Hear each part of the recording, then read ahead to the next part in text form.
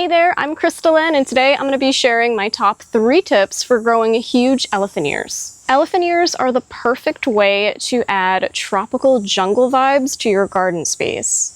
And they are really inexpensive and easy to grow.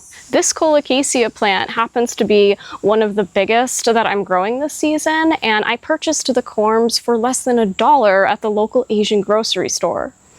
If you've ever seen taro root at the grocery store, believe it or not, taro is the common name for Colocasia esculenta, and if you plant it, you're rewarded with these huge ornamental leaves. But in this video, I'll show you how you can get the most out of your plants so you can grow huge elephant ears in your garden. Before I get into the growing tips, I really quickly want to touch on the differences between Alocasia and Colocasia. The term elephant ear is an umbrella term that groups these two plants together. Generally speaking, the leaves of Colocasia plants are a lot thinner and typically point downward. The leaves of Alocasia are a lot thicker and more spear-shaped, and they generally point upward. So if you're wondering which plant you have, this is a good place to start. And there are all sorts of amazing hybrids and different varieties you can grow, like this Colocasia limeade, which is variegated and really put on a big show for us this summer. My first tip for growing huge, healthy elephant ears is to make sure that they're getting plenty of water and that the soil is consistently moist. These are tropical plants that absolutely thrive in warm, humid environments, and you may even see them growing in ponds or other standing bodies of water.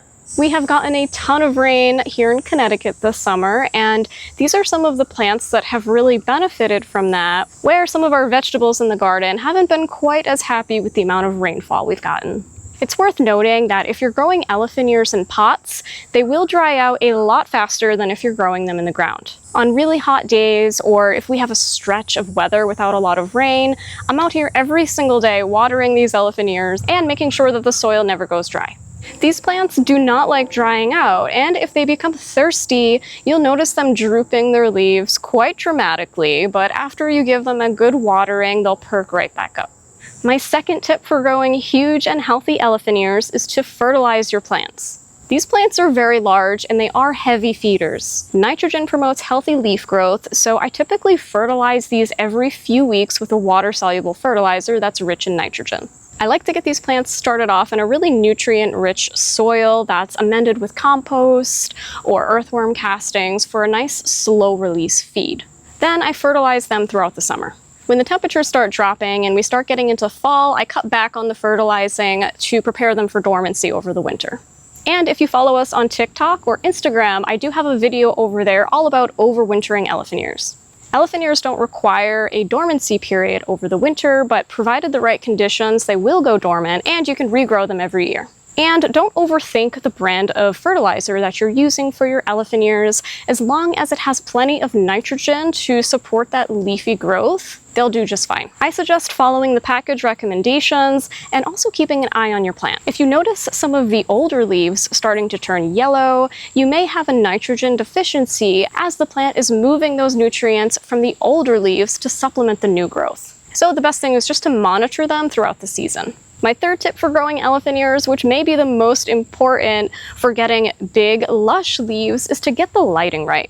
Elephant ears prefer indirect sunlight, partial shade, or dappled sunlight. Generally speaking, Alocasias prefer a little bit more sun than Colocasias. You do want to avoid planting these in direct sunlight because the leaves will scorch and burn, and the leaves won't get as large as they will in partial sunlight. If you want those big, huge leaves, put them in a place that gets morning sun and afternoon shade or dappled sunlight through trees.